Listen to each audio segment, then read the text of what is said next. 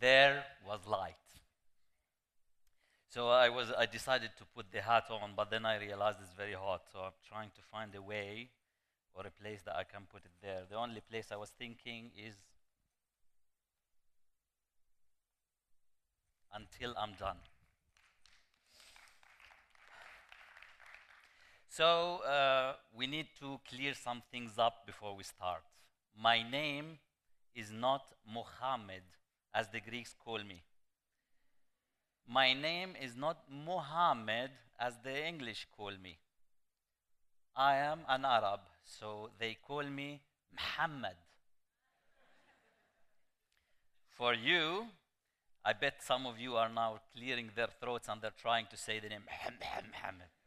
I'll give you a little trick. All that you need is to pretend that you are vomiting. So once you say my name, you could just go and it will work. Try it, but don't do it here. So, why am I here? Okay. First, let me introduce what I do. Basically, I'm a drama educator. What is drama education? It's a teacher who goes to schools and teach children how to do theater. And it happens to be that I am a clown. So I'm not trying to, I'm not like really trying to have attention, but I am, in a way. A few weeks ago, I received a call from my friend Paul of TEDxNicosia. He rang the phone and he said, Mr. Mohammed, what do you think if you could come and talk at TEDxNicosia? I said, hold on a second. Finally, somebody wants to hear me. Yes, Mr. Paul, I will be honored. What would you like me to talk about? He said, Mohammed, what do you think of an idea that is worth spreading? I said, hold on a second.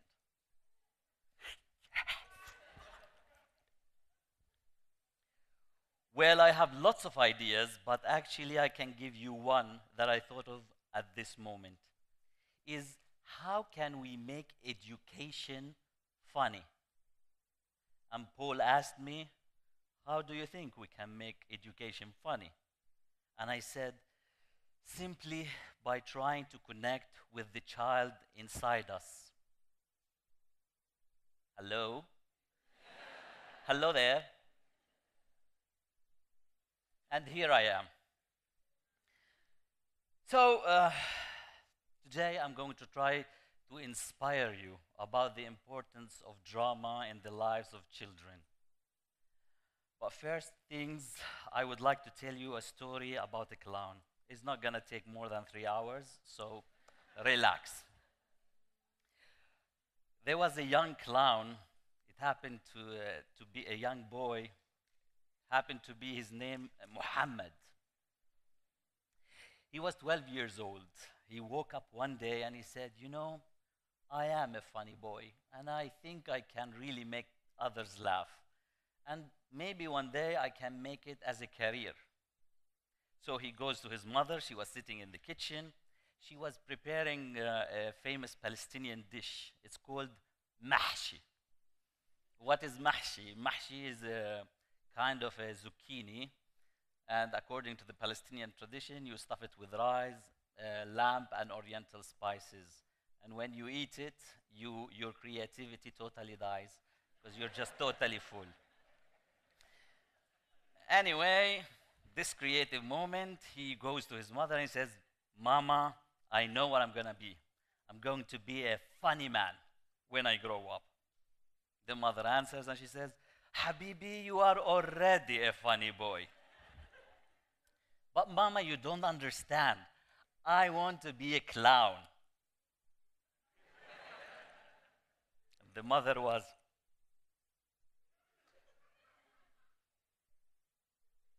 Habibi, to your room. And that was the end of the story. This little Muhammad grew up. he became a teenage, he went to school.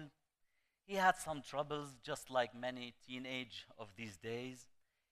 He used to be bullied by the students who were elder than him. He was beaten, he was called names, he looked so softy, and he wanted to be a clown. And everybody used to make fun of him. How could you be funny? This guy grew up and he went to the university.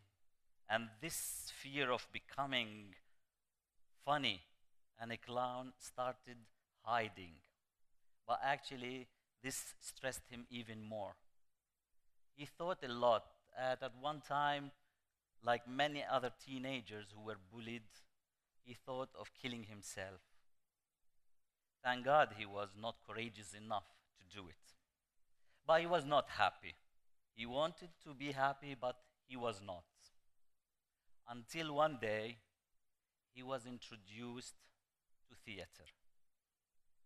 And this is where it was his first audition, and he got a small role in a play, and he went there. He fell in love with performing, because at that moment he felt that there is attention to him. He wanted to share something, and people saw him. Then he said, I'm going to pursue this dream. And he went after it, and he studied theater in the university. His expectation of theater was totally different. He thought like it's a place where I will be standing on stage, where people will look at me, and at the end of the show, everybody will say, bravo, that's a good actor. But what he learned was something different. The Greeks are the ones who created drama. And what we mean by drama is the doing and the action. And actually, the first drama experiences that happened in temples in Greece. And the purpose of these performances was not to entertain audience. It was a way to connect to gods. It was some kind of a ritual, prayer, to connect with the supreme powers up there. The audience who were sitting, their job were not to be entertained. They were part of this relation.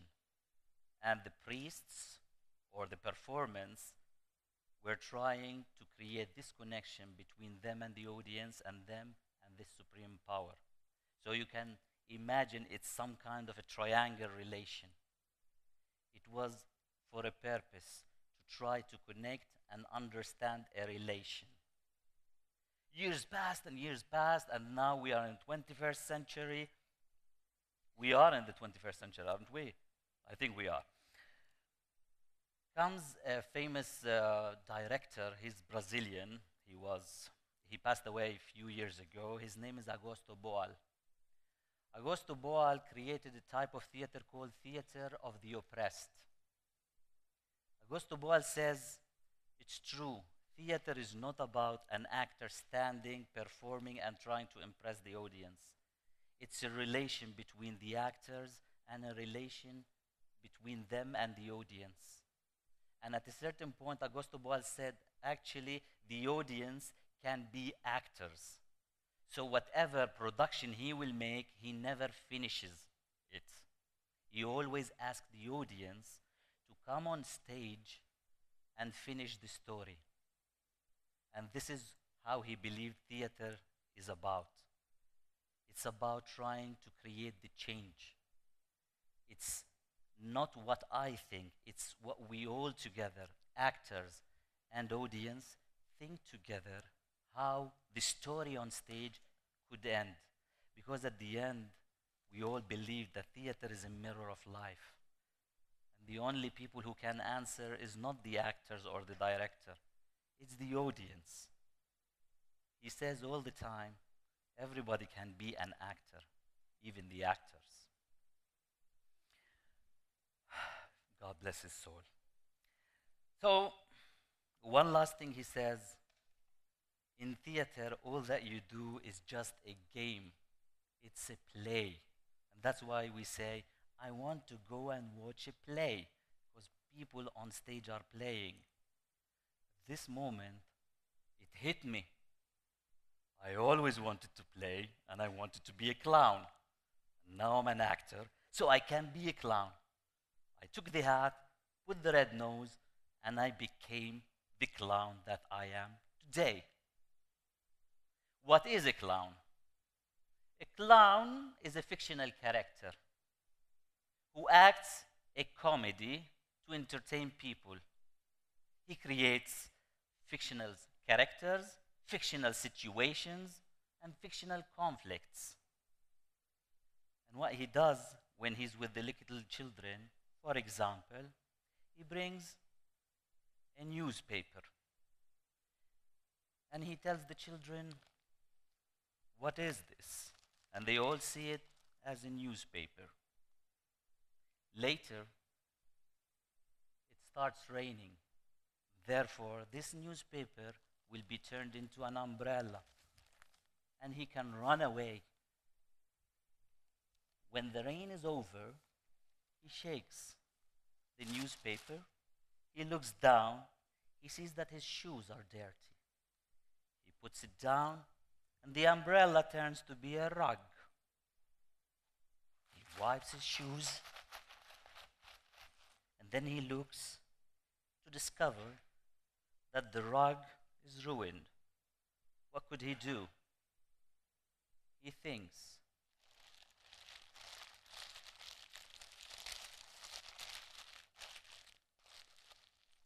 And he turns the newspaper into a bowl that the clown can juggle with. And he starts. Just kidding, I don't know how to juggle. So, what did this clown learn from this? What he did is just a simple drama game that you play with the children in the school. What this clown learned is that you can use anything, any object, and transform it into a new object. A newspaper that can be an umbrella that can turn into a rug and that can turn at the end into a bowl. Isn't this creativity? What is creativity? It's when you take something that is original and you transform it into another original idea using your imagination. The second thing that you could learn, that your imagination has no limits. When it comes to a newspaper or when it comes to a rocket that will go to the space, imagination has no limits. The third thing is always look positive to the things. You can simply turn a dirty rug that really looks bad and turn it into a juggling bowl where you can really enjoy playing with. Isn't this what we really want to teach our children? How to see negative things in a positive ways? One last thing, and I have 4 minutes I have to finish. What does a clown teach us? He teaches us how to deal with our conflicts. And now, since I have the 4 minutes, I'm gonna try to wrap the final story up. I remember one day I decided to be a clown. I went to a school, there were lots of kids, and I said, today I'm going to divide you into 2 groups. This group, we're going to call you the pink children, and this group, we're going to call you the green children. The pink children are like normal, like everyday children, blonde, dark hair, black, whatever. You look just fine. You're gonna play, you're gonna have fun in your group. Then I go to the next group and I say, this group, you're going to be the clowns. So we're going to put red noses, we're gonna put the makeup on you, and you're gonna be as much funny as possible. And Muhammad, stop picking your nose up, okay?